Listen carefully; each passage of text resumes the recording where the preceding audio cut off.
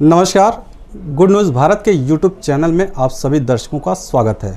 मैं हूं संजीव कुमार शर्मा और आइए देखते हैं आजमगढ़ की कुछ खबरें फटाफट अंदाज में।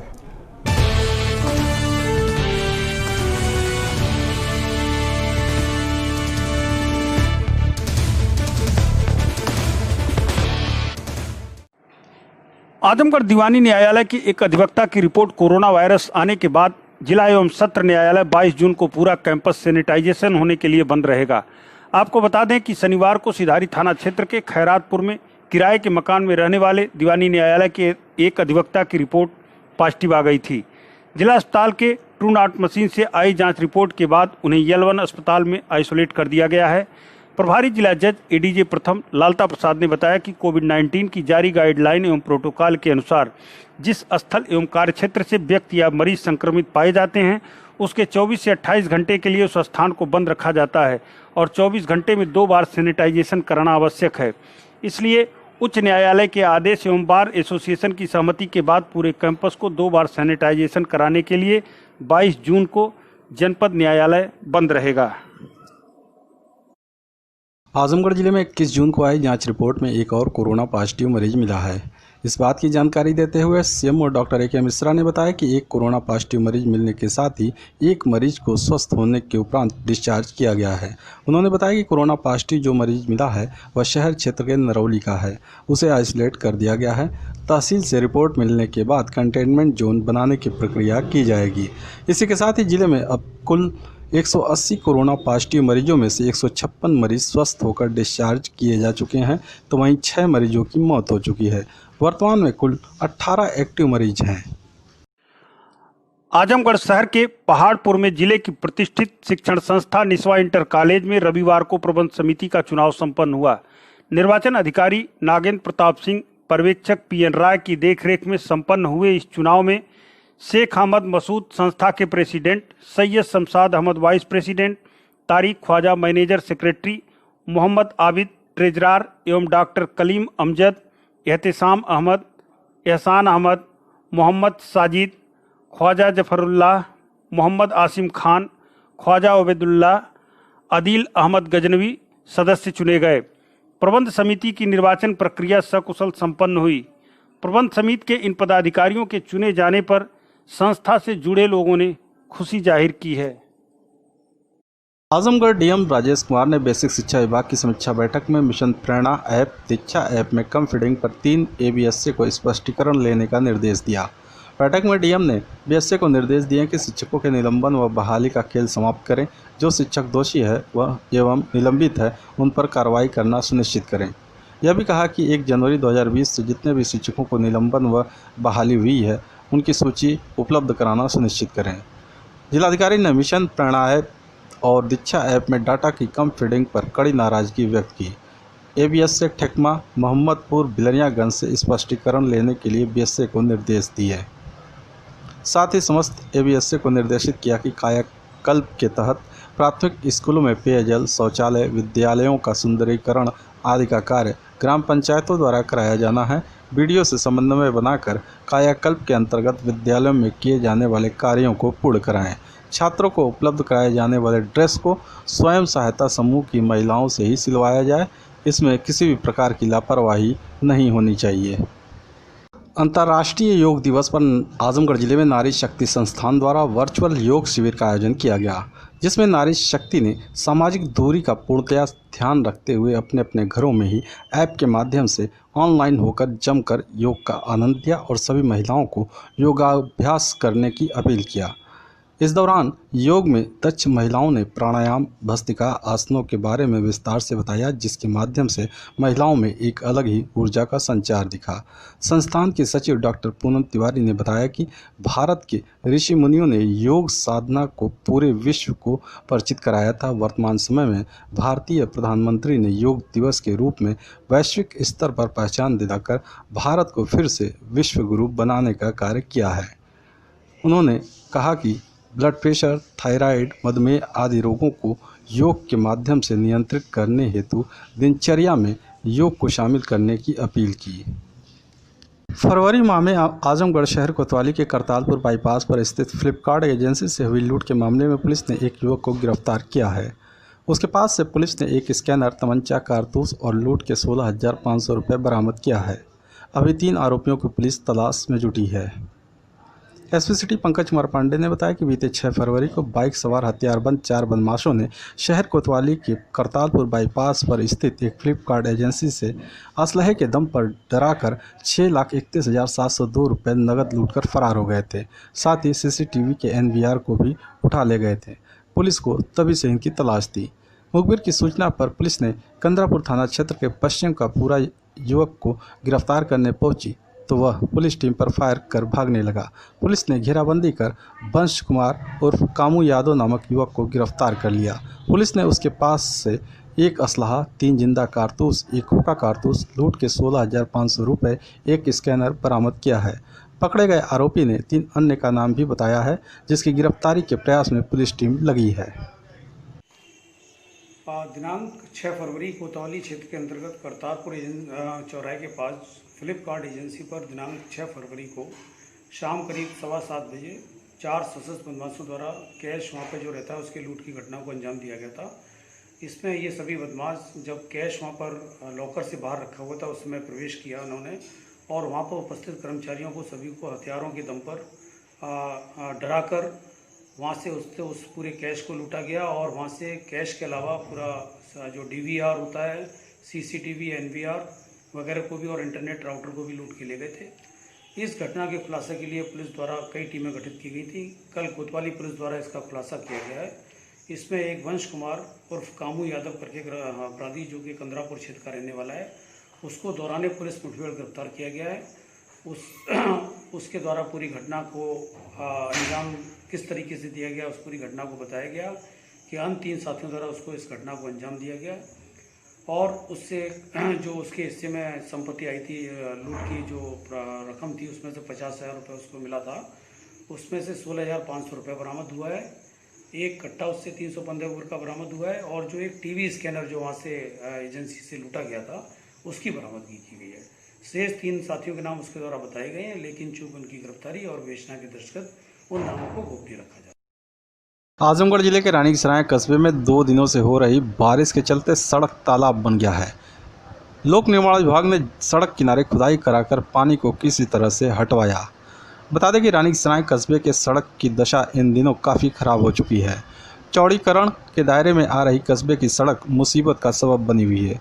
कस्बा का मध्य भाग सकरा होने के कारण वह आए दिन वाहन खराब होने से जाम का झाम आम बात हो गई है। इधर 2 दिनों से हो रही बारिश के बाद तो स्थिति नरकीय हो गई है। मध्य भाग में वाहन खराब होने से शनिवार को लंबा जाम लग गया। जाम में डीआईजी फंसे तो पुलिस को बारिश में भीगकर 6 घंटे तक रूट डाइवर्जन करना पड़ा। भोर में जाकर जाम से राहत मिली। रविवार को लोक निर्माण विभाग के एक्सियन विजय सिंह मौके पर पहुंचे और सड़क पर रुके पानी के निकास के लिए लोगों से पूछा। व्यापार मंडल के अध्यक्ष दिलीप जायसवाल व अन्य व्यापारियों ने रुद्री मोड़ से सोनवारा मोड़ तक पानी निकास के लिए नाला बनाने का पत्रक भी दिया। विभाग ने आश्वासन दिया और रुके पानी की निकासी के लिए जेसीबी से पश्चिमी भाग में कुछ दूर खुदाई कराकर पानी को किसी तरह से हटवाया। मिलते हैं एक छोटे से ब्रेक के बाद। आप देखते रहिए गुड न्यूज़ भारत।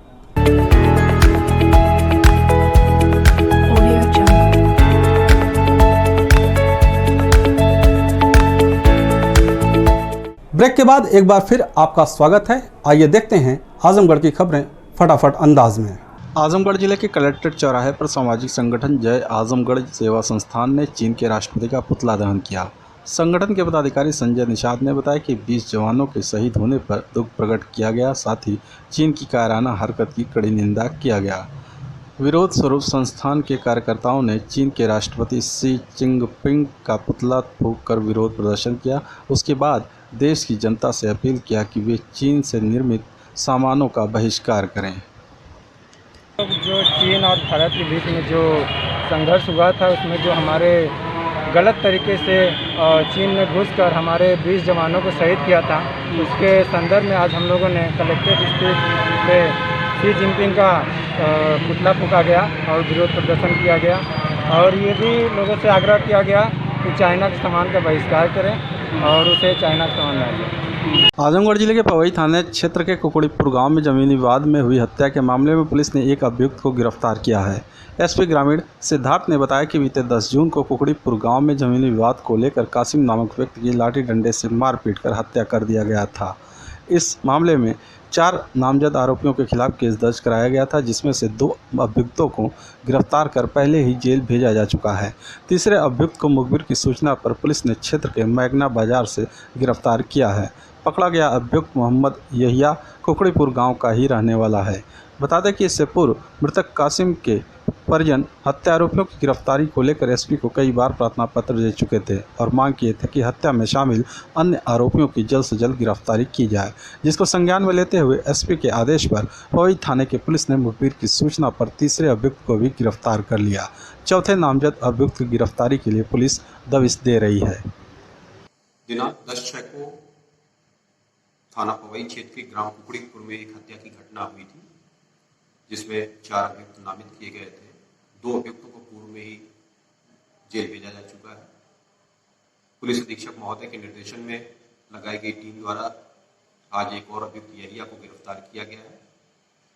उसे समस्त वैधानिक कार्रवाई पूर्ण करते हुए जेल रवाना किया जा रहा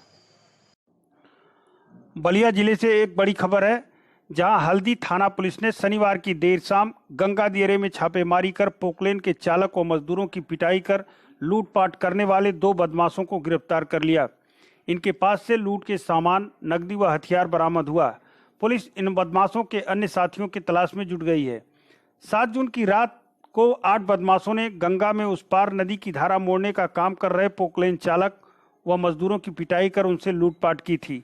इससे मजदूर भी सहम गए थे। इस घटना को पुलिस ने चुनौती में लिया था। बदमाशों की गिरफ्तारी के लिए पुलिस ने गंगा उस पार जाल बिछाया। शनिवार की देर शाम को हल्दी एसओ सत्येंद्र कुमार राय को मुखबिर से सूचना मिली कि कुछ अपराधी गंगापुर के दियारे में डेरा डाले हुए हैं। वे किसी बड़ी घटना का अंजाम देने जा रहे हैं। उन्होंने इसकी सूचना स्वाट टीम प्रभारी राजकुमार सिंह को देते हुए नाव से गंगा उस पार पहुंच गए। कुछ ही देर में स्वाट टीम भी पहुंच गई। पुलिस को देख बदमाश भागने लगे। इस पर पुलिस टीम ने घेराबंदी कर बिहार राज्य के भोजपुर जिले के थाना शाहपुर के नंदलाल के डेरा निवासी प्रभुनाथ यादव व सैया के डेरा निवासी नारायण यादव को गिरफ्तार कर लिया। पुलिस ने तलाशी के दौरान इनके पास से 315 बोर का तमंचा, 4 जिंदा कारतूस, 2 mobile, 300 litre diesel, 2 gas cylinder, 1 Petromax tractor की बैटरी, 4,350 रुपये नकद बरामद हुआ। पुलिस ने इस घेरेबंदी में इनके साथी कमला यादव, शंकर यादव, लल्लन यादव, करिया यादव, प्रदीप, मुन्ना, मनीष आज भागने में सफल है। इनकी गिरफ्तारी के लिए पुलिस लगातार दबिश दे रही है।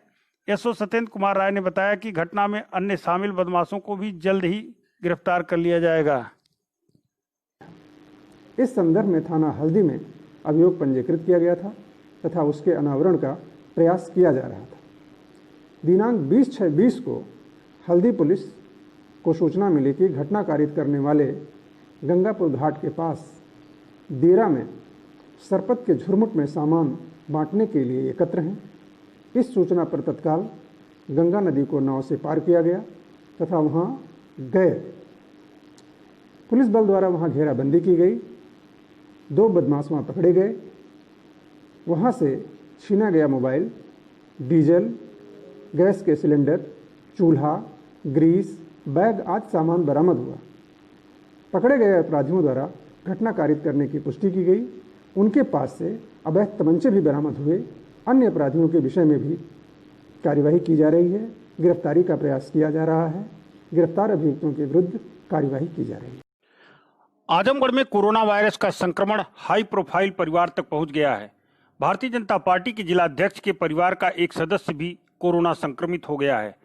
19 जून की देर शाम जैसे ही उनके परिवार में एक व्यक्ति की रिपोर्ट कोरोना पॉजिटिव आई तो भाजपा जिलाध्यक्ष ध्रुव कुमार सिंह खुद क्वारंटाइन में हो गए। इस बात को लेकर पार्टी के वो पदाधिकारी भी अंदर अंदर परेशान हैं, जो इधर 2-4 दिनों से लगातार उनके साथ पार्टी के विभिन्न कार्यक्रमों में शामिल थे। पार्टी के अंदर खाने की खबर यह है कि सभी पदाधिकारी एक दूसरे को फोन करके इससे बचाव का उपाय पूछ रहे हैं और खुद को कोरोना टेस्ट कराना चाहते हैं। हालांकि खुद को सतर्क और सजग रहते हुए अब इन पार्टी पदाधिकारियों और प्रशासनिक अधिकारियों को ही नहीं बल्कि उन लोगों को भी अपने आप को क्वारंटाइन रखने की जरूरत है जो जाने अनजाने किसी न किसी रूप में बीते एक सप्ताह से ट्रैवल हिस्ट्री के दौरान भारतीय जनता पार्टी के जिलाध्यक्ष के संपर्क में आए हैं। इसे जिलाध्यक्ष को बताना तो मुश्किल होगा, लेकिन जो लोग साथ रहे हैं उन्हें मालूम होगा, इसलिए उन्हें खुद भी क्वारंटाइन में रहना चाहिए। जबकि आप देख रहे हैं कि हाल के 2-3 दिनों में आजमगढ़ नगर पालिका परिषद, लालगंज नगर पंचायत में मनोनीत सभासद के शपथ ग्रहण के दौरान खुशी के इस क्षण में लोग सोशल डिस्टेंसिंग का पालन करना भूल गए। वैसे तो हाल के दिनों में देखें तो जब से लॉकडाउन लगा है तब से भाजपा जिलाध्यक्ष लगातार पार्टी कार्यालय से लेकर अन्य जगहों तक पार्टी पदाधिकारियों की बैठकी जारी रखे थे। यूपी के सीएम योगी का जन्मदिन रहा हो या खुद के शादी की सालगिरह रही हो, इसको भी पार्टी कार्यालय पर बड़े धूमधाम से मनाया गया, जिसकी तस्वीरें सोशल मीडिया पर खूब चर्चा में रहीं। समर्थकों ने सराहा तो विपक्षियों ने इसकी आलोचना की। आप देख सकते हैं इन तस्वीरों को, जिसमें उनके खुशी और उत्साह की साफ झलक दिख रही है। इसमें सोशल डिस्टेंसिंग का कितना पालन हो रहा है इसका भी नजारा साफ दिख रहा है। यह बात दिगर है कि इस भीड़ में कोई कोरोना संक्रमित नहीं था, वरना दृश्य कुछ और ही होता। बहरहाल इधर उनके परिवार के लोग मुंबई में रह रहे थे। कोरोना त्रासदी के बाद वो लोग घर आ गए हैं। अभी जल्द ही उनके परिवार के 6 सदस्य मुंबई से गांव आए। इसी में एक सदस्य कोरोना पॉजिटिव निकल गया। वैसे तो भाजपा जिलाध्यक्ष की इस बात से थोड़ी राहत सबको जरूर मिलेगी। रिपोर्ट आते ही जब मैंने दूरभाष से संपर्क किया तो उन्होंने बताया कि मुंबई से आने के बाद सभी सदस्य क्वारंटाइन में थे और एक दूसरे से दूरी बनाए हुए थे। घर में एक सदस्य के कोरोना पॉजिटिव आने के बाद सीएमओ डॉक्टर ए के मिश्रा ने बताया कि बाकी लोगों के सैंपलिंग का आदेश कर दिया गया है और उनके गांव का पूर्वी टोला पूरी तरह कंटेनमेंट जोन के तहत सील कर दिया गया है, जहां भारत सरकार के प्रोटोकॉल के अनुसार इस गांव के लोगों को उसका पालन करना होगा। जितना इलाका सील है, अब उन इलाकों में ना तो कोई गांव से बाहर जाएगा और ना ही बाहर से कोई गांव में आएगा। आपातकाल की ही दशा में कोई गांव से बाहर जा सकता है। ऐसी हालत में अब भाजपा जिलाध्यक्ष ध्रुव कुमार सिंह को खुद भी क्वारंटाइन के निर्धारित दिनों यानी 21 दिनों तक अपने घर में ही कैद रहना होगा।